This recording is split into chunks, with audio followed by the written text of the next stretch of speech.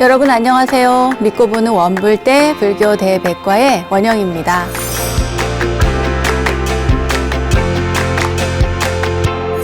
하루 24시간 중 잠자는 시간을 빼고 여러분은 어떻게 시간을 보내시나요? 시간이 쏜살 같다는 말이 있죠. 날아가는 화살처럼 우리의 하루는 정말 순식간에 흘러가는 것 같습니다. 24시간 돌아가는 공장의 기계들도 가끔은 이 기름칠도 좀 해주고 또 열도 식혀주어야 한다잖아요. 하루 종일 정말 수많은 생각과 고민들로 가득한 이 머릿속도 그리고 바쁘게 움직였던 우리의 몸도 잠시 딱 멈춤할 수 있는 시간이 필요하지 않을까 싶습니다. 잠시 멈춤 그리고 쉼의 시간 여러분은 갖고 계신가요? 바빴던 몸과 마음을 멈추고 잠시 여유로움을 찾아보는 시간 저와 함께 하시면 어떨까요? 원영 스님의 불교 대백과 오늘도 편안하게 즐길 수 있는 이야기들로 꾸며보겠습니다. 자, 모두 어서 모이세요.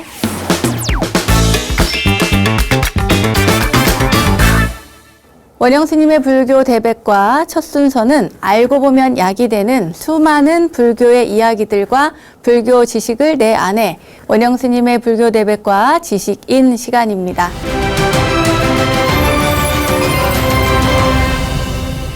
오늘도 눈과 또 마음으로 즐길 수 있는 편안한 여행 준비했습니다. 원불대만의 특별한 여행 코스 랜선 성지순례 떠날 겁니다. 자, 이번에도 신심 가득 채워보실 수 있으실 거예요. 원불대 랜선 성지순례. 오늘 코스는 바로 불교의 관음성지입니다. 자비의 화신 관세음 보살님을 만날 수 있는 시간. 저만 이렇게 마음이 설레나요? 마치 학창시절에 소풍 가기 전날 그런 느낌도 살짝 드는데요. 자, 오늘 여행지에서는 어떤 추억을 담을 수 있을지 그럼 출발해 보겠습니다.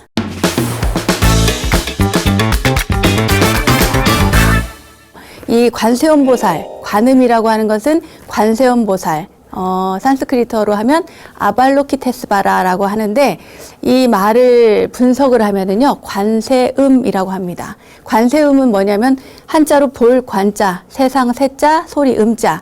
그러니까 세상의 소리를 다 살피고 보시는 보살님이란 뜻입니다. 이 관이라고 하는 것은 그냥 단순히 보는 것이 아니라요, 봄을 뛰어넘는 거예요. 그냥 눈에 이렇게 망막에 상이 맺혀서 무엇인가를 보는, 알아볼 수 있는 그런 것이 아니라 그것을 초월해서 보고 그 사람이 왜 문제가 있는지, 어디에 아픔이 있는지, 고통이 있는지, 이유가 뭔지 그 모든 것을 보고 그 모든 것을 이해하고 파악하는 것, 이것을 관세음이라고 하는 겁니다. 그리고 다른 말로는 관자재라고도 합니다. 관자재 보살님은 모든 것을 내려다보시고 그러니까 중생들을 다 살펴보시고 거기에 맞게 그 사람들의 어려움을 자유자재로 이렇게 도움을 주시는 분이라고 이해를 하시면 좋겠습니다. 이 관세음 보살님은 그러니까 세상의 모든 중생들의 고통도 보시고 그리고 자유롭게 자유자재하게 그들을 고통으로부터 건져내시는 분 이렇게 이해를 하시면 됩니다. 이 관세음 보살님은 대세지 보살님과 함께 아미타 부처님의 좌우 협시 보살로 또 이렇게 알고 있고요. 전에 한번 소개해드렸으니까 이해가 안 가시는 분들은 그 편을 한번 찾아서 확인해 보시면 좋겠습니다. 이 관세음 보살님은 왼손에는 그러니까 여러분들이 보실 때는 이쪽이죠. 왼손에는 연꽃을 들고 계시는데 이 연꽃은 모든 중생도 다 본래 부처다라고 하는 것을 상징하고 있습니다. 그리고 꽃이 활짝 핀 것은 모두가 다 성불할 것이라는 의미이고요. 또 꽃봉오리가 있는 경우도 있는데 꽃봉오리는 이제 장차 중생이지만 앞으로 성불할 것이다. 모두가 다 불성을 지니고 있다라고 하는 것을 상징하고 있습니다. 이 관세음 보살님 하면은 대표적으로 법화경을 이렇게 들 수가 있는데요. 우리가 관음경이라고도 알려져 있는 이 관세음 보살 보문품, 원래는 법화경 안에 들어있던 것이 따로 떼어져 나와서 관음경이라는 이름으로 별도로 또 이렇게 세상에 알려져 있기도 합니다. 법화경 이 관세음 보살 보문품에 보면은요, 관세음보살, 그러니까 관음은 고통에 허덕이는 중생이 일심으로 그 이름을, 그러니까 그 명호를 부르기만 하면 즉시 그 음성을 관하고 해탈시켜 준다고 이야기하고 있습니다. 또 마음속으로 관세음보살님을 간절하게 염원하면 불구덩이가 막 연못으로 변하고요. 그리고 예를 들어서 바다에 나갔다 그럴 때 진짜 파도가, 성난 파도가 막 그 배를 이렇게 전복시킬 만큼 큰 파도가 일어도 이 관세음보살님을 일심으로 부르면 이 파도가 잠잠해진다고 합니다. 그리고 높은 산에 올라가다가 발을 헛디뎠어요. 절벽에서. 그렇게 이렇게 떨어질 때 막 이렇게 그 관세음보살 이렇게 외치면 그 다치지 않는다는 거예요. 덜어는 공중에서 멈추게 된다, 이런 이야기도 있고요. 그런 이야기들이 이 관세음보살 보문품에 자세히 나와 있습니다. 꼭 한번 경전을 읽어보시기 바랍니다. 이렇게 관세음보살님은 갖가지 재앙으로부터 이 중생들을 다 구원하시는 보살님이신데요. 자, 그럼 관세음보살님이 계신다는 그곳으로 떠나보도록 하겠습니다. 관세음보살님이 계신 곳, 아까 인도부터 가본다고 했죠? 인도 남부의 말라야라고 하는 곳입니다. 이 말라야 산 동쪽에 보타라카산이라고 하는 곳이 있어요. 보타라카산 많이 들어보셨죠? 관음도량으로 유명한 우리나라에는 어디죠? 저기 낙산사. 이 낙산이라고 하는 것도 보타라카산의 낙산입니다. 중국 절강성의 보타산, 그리고 티베트의 포탈라궁이죠. 예전에 달라이라마 존자님께서 머물르셨던 그 포탈라궁, 그곳도 바로 이 관세음보살님이 계신다고 하는 거기에서 유래된 것입니다. 일본으로 가보면은 이제 후다라쿠산이라고 있고요. 또 후타라산이라고도 있습니다. 이게 다 포탈라, 관세음에서 비롯된 겁니다. 이런 곳들이 바로 관음 성지입니다. 세계에 흩어져 있는 관음 성지죠. 인도에도 있고 중국에도 있고 우리나라에도 있고 일본에도 있고. 자, 그럼 인도로부터 출발해 보겠습니다.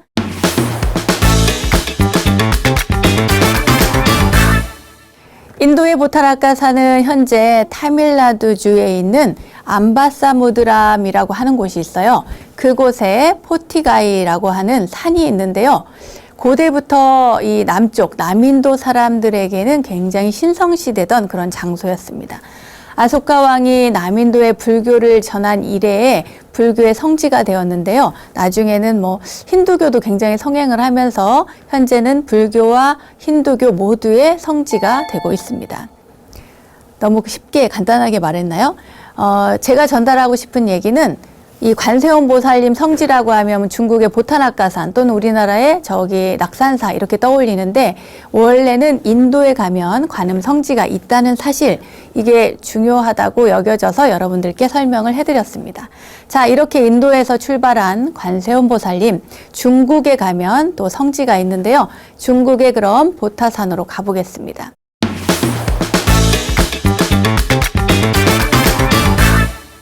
중국에서는 절강성 주산열도의 보타산 그리고 낙가산이라고 하는 곳이 있어요. 그러니까 바로 옆에 붙어서 보타낙가산이라고 하는데, 이 보타산의 보제사라고 하는 절이 있는데 이곳에 관세음보살님이 계시다, 사람들은 그렇게 믿고 있습니다. 이 보타산은 당나라 이후 관음신앙의 중심지가 되었는데요. 산 전체가 그냥 불교 성지라고 해도 좋을 만큼 아주 크고 작은 수많은 사원들이 있습니다.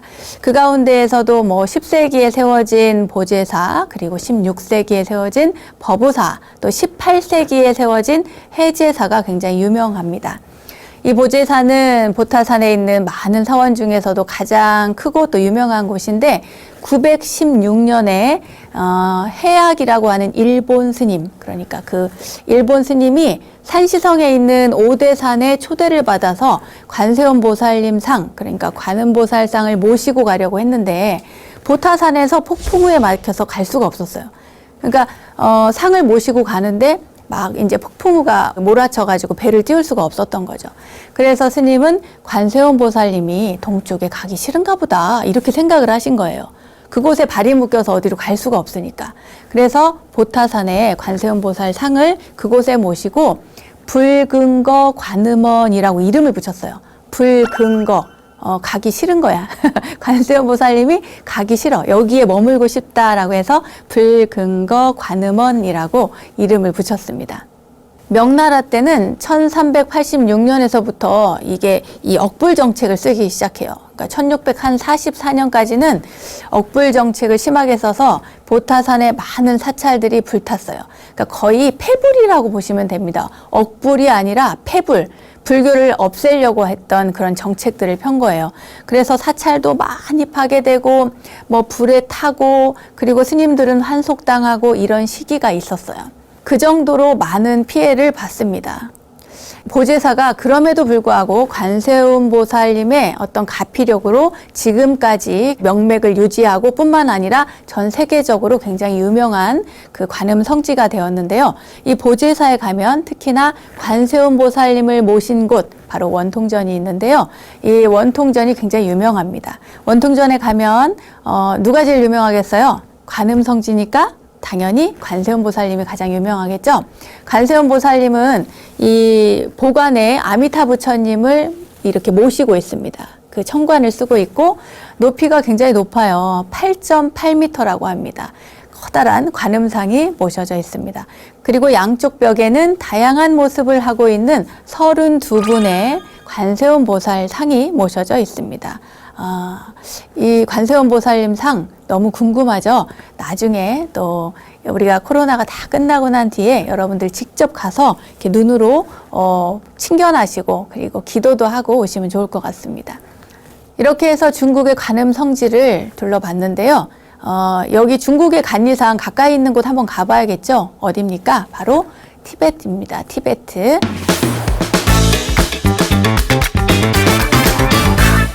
티베트는 포탈라궁이 유명합니다. 포탈라궁은 티베트 라사에 위치하고 있는데요. 예전에 달라이라마 존자님께서 계셨던 곳, 그러니까 궁이자 사원입니다. 포탈라는 관세음 보살님의 거주처를 뜻하는 보타라카산의 발음이죠. 포탈라, 티베트어 발음입니다. 티베트 사람들은 달라이라마 존자를 관세음 보살님의 화신이라고 믿고 있어요. 정말이지 관세음 보살님의 화신처럼 그런 활동들 또 그런 자비로움을 이 세상 사람들에게 많이 전하고 계시죠. 지금도. 네. 1645년에 제5대 달라이라마 존자가 티베트의 주요 현자들이 지목한 그 라사와 주요 사원들 사이에 있는 명당에 지은 곳이 바로 이 포탈라궁입니다. 637년에 손첸캄포가 지은 요새였던 곳인데요. 1959년에 중국의 침략으로 14대 달라이라마가 인도로 망명할 때까지, 그러니까 지금 우리가 알고 있는 인도에 계신 달라이라마 존자님, 그분이 어릴 때 그러니까 망명하기 전까지 머물던 주요 거주지였습니다. 현재는 박물관이자 유네스코 세계문화유산으로 등재되어 있죠. 이 포탈라궁의 건물은요, 동서로 400m나 되고요, 남북으로 350m가 되는 규모라고 합니다.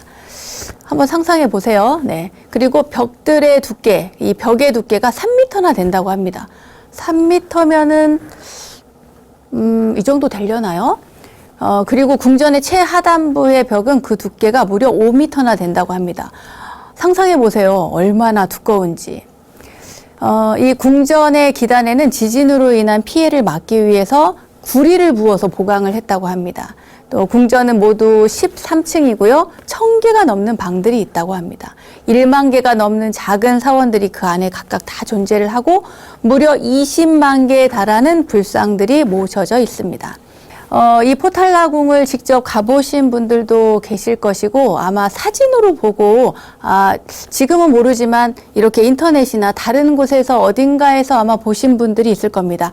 이 하얀색을 칠해놓은 그런 궁전인데요. 제가 예전에 그 중국에서 잠깐 머물 때 라사의 소녀를 알게 됐는데 그 소녀가 그 공안들의 감시를 받는 와중에도 이 달라이라마 존자님의 사진과 이 포탈라궁의 사진을 보면서 이 노래를 부르는 거예요. 눈물을 흘리면서. 그들은 모두 이 돌아갈 고향으로서 포탈라궁을 항상 이렇게 품고 있는 거예요, 마음에. 그런 곳, 그 자비의 상징이고 관세음 보살님이 지켜주고 있는 그곳을 항상 돌아가고 싶은 마음의 고향으로 여기고 있는 거죠.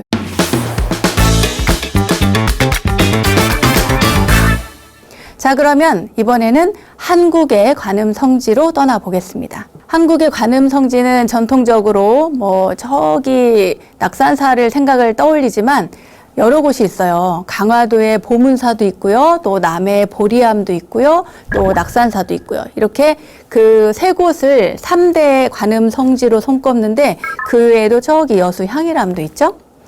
동아시아는 물론 우리나라에서 관세음 보살님은 아주 오랫동안 사랑을 받아왔는데요. 왜냐하면 관세음 보살님은 소원도 성취해주고 또 액난도 면하게 해주고 모든 걸 다 해결해주는 만능 해결사의 역할을 했기 때문입니다. 그래서 항상 기도를 하고 그 관세음 보살님의 명호를 많이 불렀습니다. 그래서요, 지금도 전국의 많은 사찰에 가보면 관세음 보살님을 모신 곳이 많이 있어요. 물론 이제 그 본당에 가면은 그 석가모니 부처님이나 아미타 부처님이나 다른 부처님을 모시고 있다 하더라도 별도로 관세음 보살님을 모신 곳들이 또 많이 있습니다. 네. 우리나라 3대 그 관음 성지 하면은 아까도 말씀드린 것처럼 강화 보문사, 낙산사, 또 보리암 이렇게 얘기할 수 있는데요. 여기에 여수 향일암까지 더해서 해수관음 4대 성지라고 합니다. 자, 그럼 강화 보문사부터 가보겠습니다. 보문사는 인천광역시 강화군 삼산면 매음리 성모도 낙가산에 있습니다. 낙가산은 관세음 보살님의 거처죠. 네, 보타 낙가산을 의미하고 있습니다. 선덕여왕 때요, 이 회정대사가 금강산에서 와서 창건했다고 합니다. 여기는 또 관세음 보살님 뿐만 아니라 나한기도처로도 유명하다고 합니다. 이 나한기도, 나한전에 아주 재밌는 전설이 있는데요. 그 얘기 해드릴게요.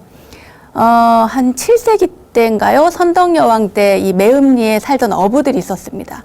이 어부들이 바다에 고기를 잡으러 나갔는데 그때 그물을 쳐서 이렇게 걷어 올렸더니 고기는 하나도 없고 이상하게 생긴 돌들이 이렇게 따라 올라온 거예요. 자, 여러분, 여기까지 들으니까 어디서 많이 들어본 것 같죠? 기억 안 나세요? 저희가 오늘은 이절로 아니 저절로 시간에 예전에 한번 소개를 해드린 적이 있습니다. 그렇게 해서 어떻게 됐는지 여러분 기억이 나시는 분들은 좋고 기억이 안 나시는 분들은 유튜브로 찾아보시거나 BBS 불교방송 TV에 접속하셔서 확인해 보시기 바랍니다. 자, 그러면 보문사와 관련된 또 다른 이야기 해드릴게요. 보문사에는 고려 때 왕실에서 하사한 옥등이 있었어요. 그러니까 옥으로 된 등이죠. 이 옥등은 그 석굴법당, 굴법당 안에 인등으로 등으로 사용을 했습니다. 그런데 어느 날 어린 사미가 청소를 하다가 그만 떨어뜨린 거예요. 쳐가지고 떨어지니까 이 옥등이 깨져버린 겁니다. 그래서 이제 어떻게 해요? 굉장히 귀한 건데 그래가지고 이제 울면서 이 어린 사미가 주지 스님께 가서 사실을 이제 고백을 해요. 제가 이렇게 해서 깼어요 하니까 주지 스님이 놀라가지고 이렇게 굴법당으로 당장 막 뛰어갑니다. 그때 가서 보니까 아니 어두워야 할 굴법당이 너무 환한 거예요. 그 이상해가지고 이렇게 가보니까 세상에 이렇게 빛이 나는데 그 등이 그 사미가 깨뜨렸다는 바로 옥등에서 빛이 나는 거예요. 이상하다. 이 깨졌던 옥등이 감쪽같이 원래의 모습으로 돌아와 있었던 거예요. 그리고 등에는 예전보다 더 많은 기름이 채워져 있었다고 합니다. 신비롭죠, 여러분? 이러한 이렇게 신비로운 일들이 일어난다는 얘기가 하고 싶어서 제가 해드린 겁니다.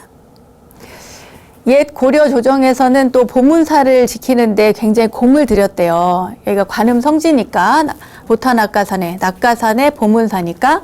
근데 한 번은 중국의 해인 스님이라는 분께서 31분의 다른 스님들과 함께 이 낙가산에 참배를 오고 싶다고 이렇게 이야기를 한 거예요. 그냥 오면 되는 게 아니고 이제 고려 조정이 너무나 이제 고려 시대는 국교가 불교였기 때문에 특히나 그 국가 조정에서 그러니까 고려 조정에서 이렇게 신성시하는 보문사를 방문할 때 허락을 받았나 봐요. 그런데 조정에서 반대를 했어요. 반대. 오지 마라.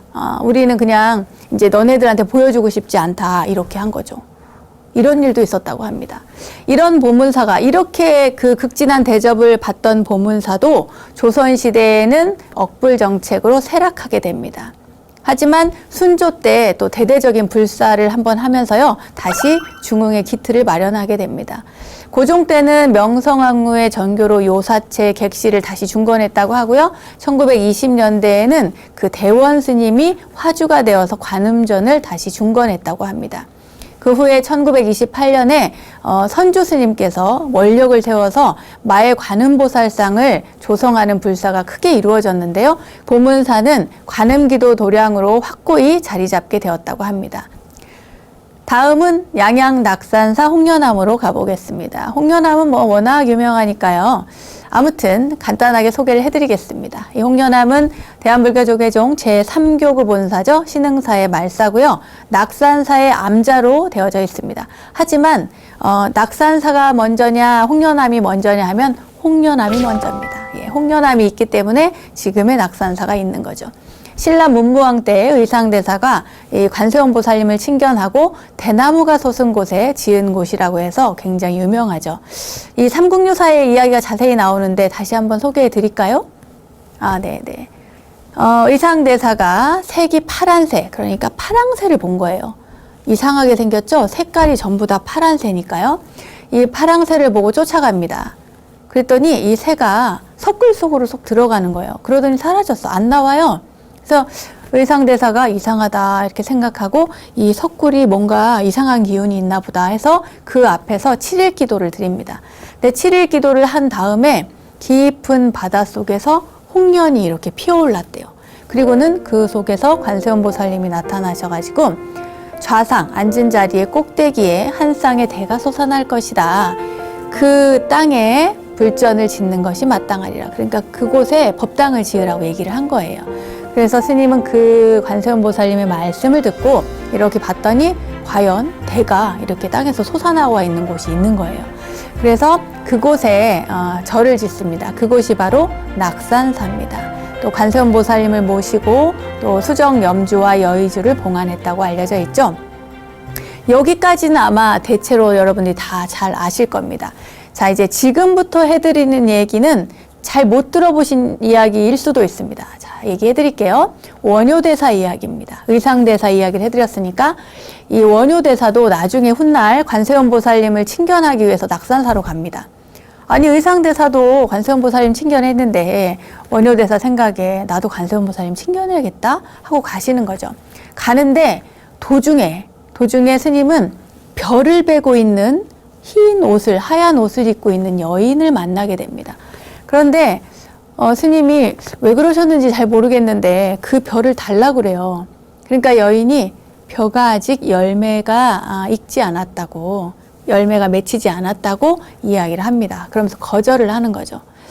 그 다음에 또 한참을 가다 보니까 웬 여인이 빨래를 해요. 우물가에서 빨래를 하는데 그 물을 좀 달라고 그럽니다. 물 한 잔, 마실 물을 좀 달라고 하는데 그 여인이 하필이면 빠는 것이 그 피 묻은 속옷이었어요.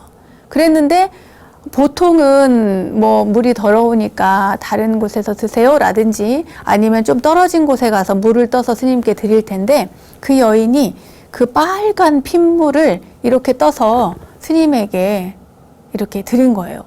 그러니까 스님이 기분이 좀 상한 거죠. 물이 이렇게 더러운데 이 빨간 핏물을 나한테 떠주다니 하고 안 받고, 그리고는 이제 당신이 가서 좀 멀찌감치 떨어진 데 가서 물을 떠서 드시고 그리고 갑니다. 그때 소나무가 있었는데 그 소나무에 파랑새가 있었어요. 근데 파랑새가 제호 스님은 그만 돌아가십시오 라고 말하고는 사라지는 거예요.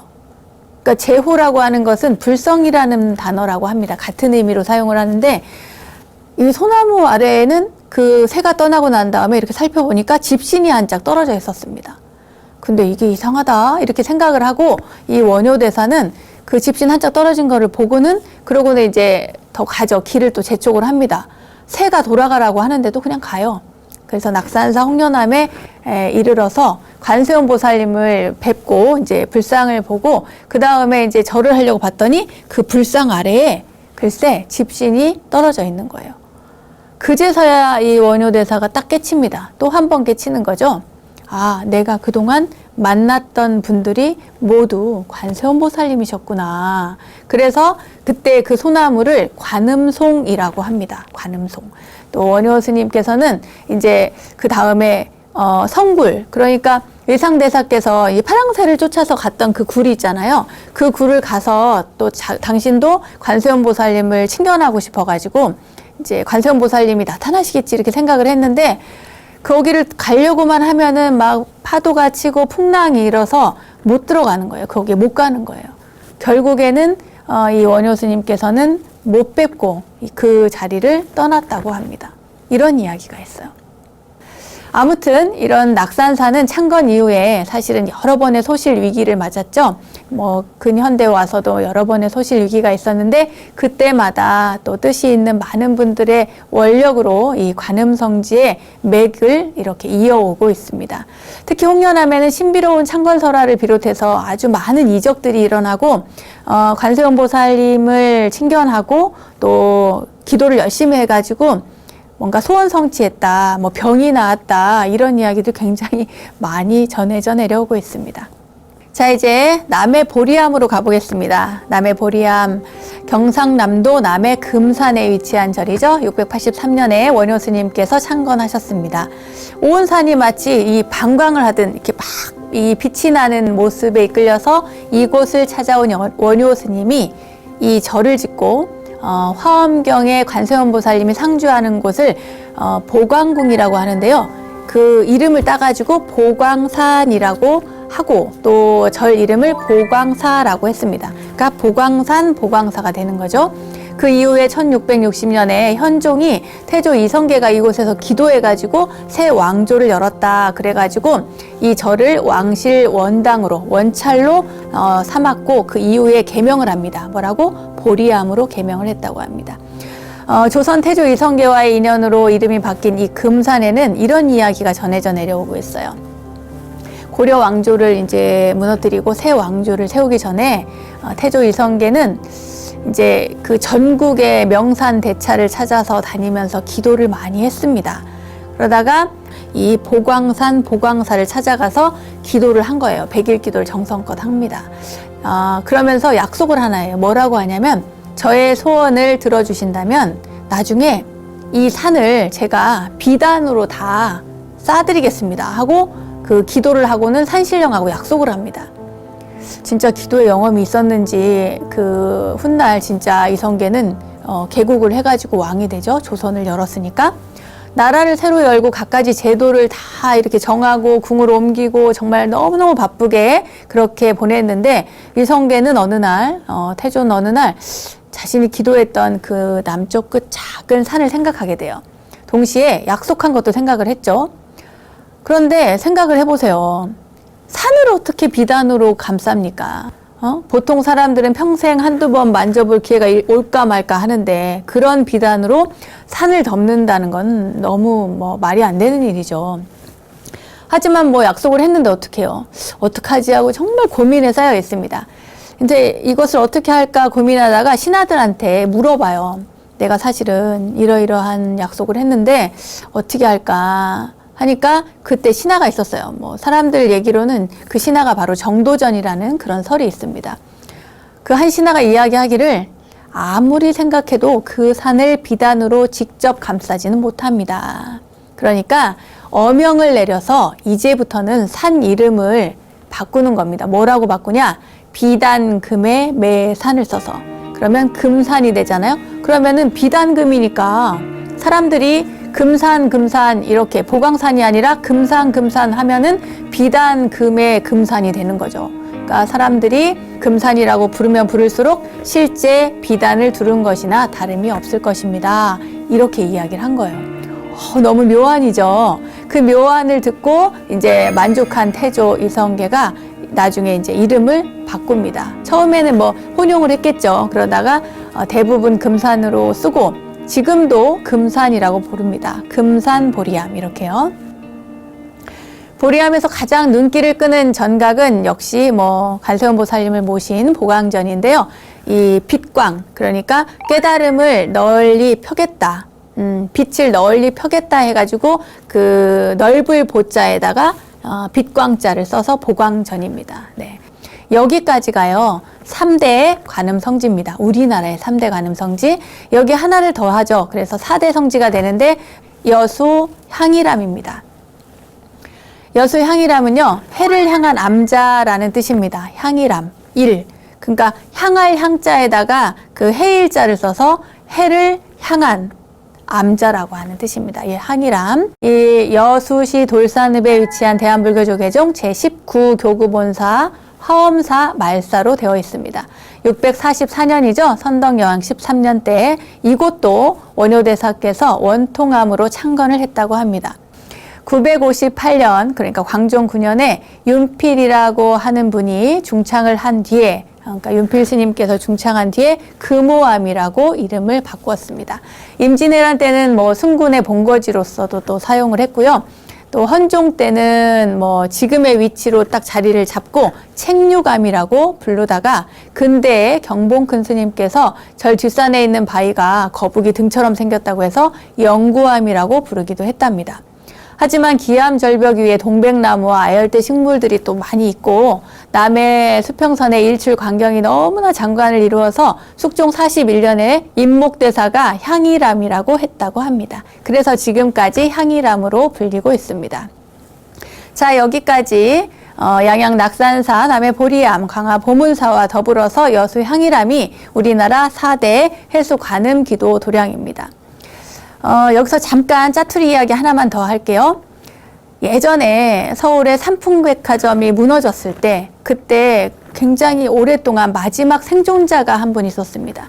그때 그 생존자의 어머니가 관세음보살님을 그렇게 불렀대요. 기도할 때. 그렇게 기도를 하고 관세음보살을 하고 그 묻혀있던 땅에 깔려있던 딸이 어머니와 평소에 절에 갔던 기억이 있어서 그 깔려있는 상태로 죽어가면서 관세음보살님을 그렇게 불렀대요. 그런데 이제 갈증이 나고 먹지를 못하는데 물이 너무 먹고 싶은데 꿈에 관세음보살님이 나타나서 그 호리병 있잖아요. 약병. 그 약병에서 입으로 물을 따라주더랍니다. 그 꿈을 꿨는데 그리고 나서 그분이 구조가 됐어요.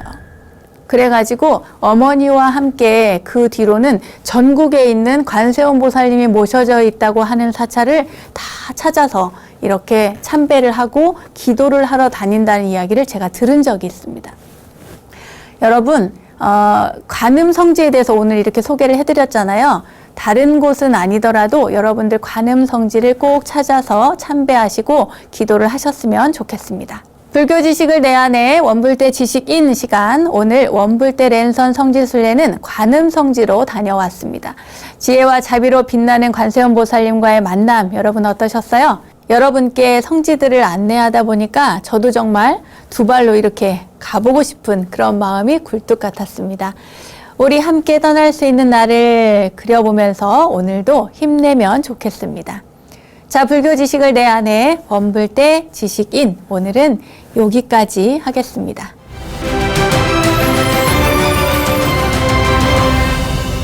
저절로 알게 되는 사찰 이야기, 오늘은 이절로 아니 저절로 시간입니다. 오늘은 경상북도 울진군 서면 천축산에 자리한 불영사로 떠나봅니다.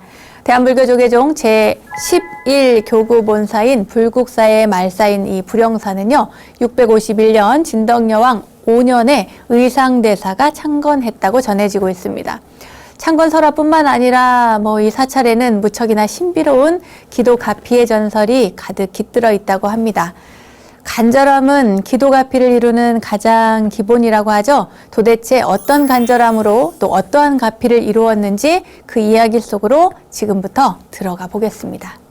조선 제11대 임금이죠. 중종 때 이야기입니다. 서울 남산 중턱에 한 선비가 있었는데 이름이 백극제라고 하는 사람이에요. 백극제. 이 백극제한테는 부인이 아주 아름다운 민씨성을 가진 부인이 있었는데 이 부인은 어릴 때부터 마음씨가 아주 착하고요. 그리고 부처님을 믿는 독실한 불자였습니다. 그런데 집안 형편이 어려워서 절에 가는 것도 하기 어려운 그런 정도였죠. 그녀는 남편의 영달을 위해서 열심히 기도를 했습니다. 절에 가지는 못하지만 그래도 부처님을 생각하면서 늘 기도를 했죠. 부처님 저에게 힘을 주십시오. 지혜와 복덕을 주십시오. 제 남편이 벼슬하게 해주십시오. 그렇게 되면 나중에 꼭 부처님의 은혜는 갚겠습니다 하면서 열심히 기도를 했어요. 그리고 나중에 남편이 잘 되면 불사도 하고 보시도 하고 하면서 꼭 갚을 테니까 부처님 좀 도와주십시오라는 그런 기도를 했습니다. 아내가 이렇게 기도하고 염불하고 경을 읽고 하는데요. 그렇게 하기를 한 1년쯤 됐을까요? 지극하게 1년 기도를 열심히 했는데 남편이 이 백극제라고 하는 남편이 진짜 과거에 급제를 합니다. 그리고 강원도 울진의 부사로 부임이 되었어요. 근데 울진 가는 길이 얼마나 행복했겠습니까? 너무 좋아가지고 갔는데 가서 막 축하받고 이렇게 3일이 지났는데 사흘째 되는 날 밤에 갑자기 이 남편이 백극제 이 남편이 부사가 신음소리 하나 못 내고 그대로 딱 쓰러져 갖고 죽은 거예요. 그러니까 얼마나 놀랬겠습니까? 이 부인이 너무너무 놀랬는데 부인만 놀란 게 아니라 그 지역에 있던 많은 사람들이 다 놀랬겠죠. 근데 이 아내는 너무 기가 막히니까 부사가 돼서 과거 급제에서 울진에 부사가 돼서 갔는데 3일 만에 남편이 찍소리도 못하고 죽게 되니까 너무 슬퍼가지고 막 울다가 이 사흘을 울다가 아내가 이 사람들을 불러요. 가까이 있는 사람들을 불러서 여기에 분명 절이 있지 않겠냐고 영험한 절이 있으면 좀 알려달라 그래요. 그때 사람들이 불영사라고 하는 절이 있다고 알려줍니다. 그 얘기를 듣고 이 아내가 자기 남편을 백부사를 그 불영사로 좀 옮겨달라고 해요. 그러니까 이제 사람들이 아니 그 불영사라고 하는 곳은 절이지 장지가 아닙니다. 절이라는 곳은 아시다시피 영혼을 또 영가를 천도하고 그래서 극락세계로 인도하는 곳이지 그곳에 시신을 갖다 둘 수는 없다고 하면서 다 반대를 하는 거예요.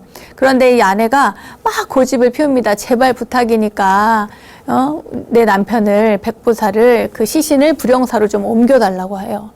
그러니까 너무 간곡하게 부탁을 하니까 사람들이 거절을 못하고 결국에는 이제 불영사로 상여를 메고 갑니다. 이제 불영사에서 이 소식을 듣고 맞이를 하죠. 왜냐하면은 돌아가셨지만 그래도 명색이 부사니까 또 이제 막 사람들이 왔으니까 관에서 그래서 이제 탑 앞에 관을 안치할 수 있도록 이렇게 도와줬어요. 불영사에서. 그런데 갑자기 이제 그때부터 뭐 스님들을 시키지도 않고 아내가 직접 목탁을 들고 관세음보살님을 부르기 시작한 거예요. 목탁을 막 치면서 관세음보살, 관세음보살, 관세음보살. 그러면서 막 그 참회의 눈물을 흘리면서 기도를 하는 거죠. 제발 저희 부근인 백보살을 다시 살아나게 해주십시오. 다시는 그 영원토록 제 마음에서 부처님, 관세음보살 믿지 않겠습니다 하면서 막 참회를 한 거죠. 이렇게 이제 간절하게 기도를 하는데 이 모습을 보고는 그 절에 같이 살던 계시던 스님들이 너무 감복한 거예요. 아내가 저렇게 간절하게 관세음보살님을 찾으면서 기도를 하는구나 이렇게 생각을 하고 불영사의 스님들이 나와서 탑전에서 같이 관세음보살님을 불러준 거예요. 같이 기도를 해준 거죠. 그렇게 3일 동안 그러니까 3일 낮 밤이 지났어요. 계속 관세음보살. 여러분 관세음보살을 1시간만 불러보십시오. 얼마나 힘든지. 그런데 3일 밤낮을 그렇게 관세음보살님을 부른 거예요. 그런데 이렇게 3일이 지나니까 이렇게 밤에 달빛이 막 쏟아지는데 고요한데 그때 갑자기 냉기가 이렇게 싹 스밉니다. 몸에 냉기가 싹 스미더니 갑자기 그 관이 있는 그 탑전 앞에 그 관이 있는 곳에서 뭔가가 빛이 보이는 거예요. 그 봤더니 그 달빛 아래 이렇게 머리카락을 막 풀어헤친 어떤 여자가 관에서 막 나와요. 그러면서 이야기를 합니다. 뭐라고 얘기하냐면 나는 이 관 속에 들어있는 사람과는 과거 10생에 맺은 원한이 있다. 이렇게 얘기를 합니다. 이 사람은 그러니까 백극제를 얘기하는 거예요. 당신의 남편은 이 사람은 내 부모를 살해하고 내 남편을 죽이고 내 자식들까지 감옥에 집어넣은 정말 왼수다. 이렇게 얘기를 합니다. 나는 이 사람을 그냥 둘 수가 없다. 어느 때 어느 곳에서도 이 사람이 부귀영화를 누리지 못하도록 그동안 방해를 해왔다. 그러면서 이 원한이라는 게 내가 쉽게 풀리는 건 아니지만 사실은 당신과 또 여기 계신 스님들의 그 염불 공덕에 의해서 너무 간곡하게 염불을 하니까 내가 이 마음에 그러니까 모든 원결을 풀고 자비로운 마음이 되었다. 나는 이제 원한으로부터 해탈을 얻고 그리고 더 이상 원한에 집착하지 않고 떠날 것이다. 이제 저 천상의 세계로 떠날 것이니 이 모든 것이 바로 당신 그대의 간절한 염불 덕분이다. 이렇게 얘기를 합니다. 이런 이야기를 하고 그 머리 푼 여자가 사라진 거예요. 그때 그렇게 사라지고 났는데 갑자기 관이 막 흔들흔들 하는 거예요. 그래서 막 쫓아가서 뚜껑을 열어보니까 세상에 남편이 숨을 몰아쉬고 있는 거예요. 하면서 그 숨을 몰아쉬는 남편의 그 이제 돌아가셨으니까 수의를 다 입혀줬을 거 아니에요. 그 수의를 다 풀어주니까 그제서야 남편 얼굴에 이렇게 화색이 돕니다. 그래가지고 불영사 요사체의 방 하나를 얻어서 안정을 시키고 3일 뒤에 이 백부사는 아내와 함께 건강한 기운을 찾아서 관하로 돌아왔다는 이야기예요. 이 소식이 거기에서 끝나는 게 아니라 사람들에게 소문이 퍼지겠죠. 강원 감사에게 전해지고 마침내 임금인 중종의 귀에까지 들어갑니다. 이 중종이 친히 불영사의 대웅정 간판을 다시 고쳤어요. 뭐라고 쓰냐면 환생전 이렇게. 다시 살아났다고 해서 환생전이라고 쓰고요. 요사체는 뭐라고 쓰냐면 환희료라고 썼다고 합니다. 환희료. 뭐냐면 다시 기쁨. 그러니까 얼마나 기쁘겠어요. 죽은 사람이 살아 돌아왔는데. 그러니까 그 기쁨의 환희를 써서 환희료라고 합니다. 이 백부사는 그 뒤에 1년 동안 강원 부사를 거치고 이후에 조정까지 진출을 합니다. 근데 조선시대는 국가 차원에서 유교를 또 이렇게 믿고 또 불교를 굉장히 억압했던 그런 시대인데 그럼에도 불구하고 이 백부사만큼은 불교를 믿어도 된다 이렇게 허용을 했다고 합니다. 그리고 아내죠. 그 여인은 부인은 그 후에도 열심히 부처님을 믿고 또 자기가 약속한 대로 보시도 많이 하고 불사하는데 시주도 많이 하고 그렇게 열심히 간절히 기도를 하면서 남은 생을 보냈다고 합니다.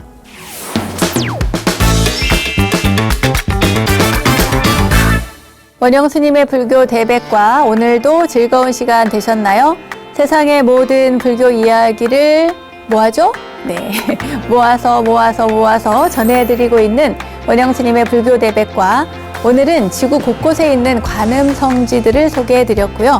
또 여기에 부처님 가피가 있는 불영사까지 안내해드렸습니다. 알매지혜가 가득한 시간 원불대 오늘은 여기까지입니다. 다음 원불대 이야기들도 기대해 주시고요. 저는 여기서 인사드릴게요. 믿음직한 원불대, 믿고 보는 원불대, 다음 시간도 잊지 마세요. 감사합니다.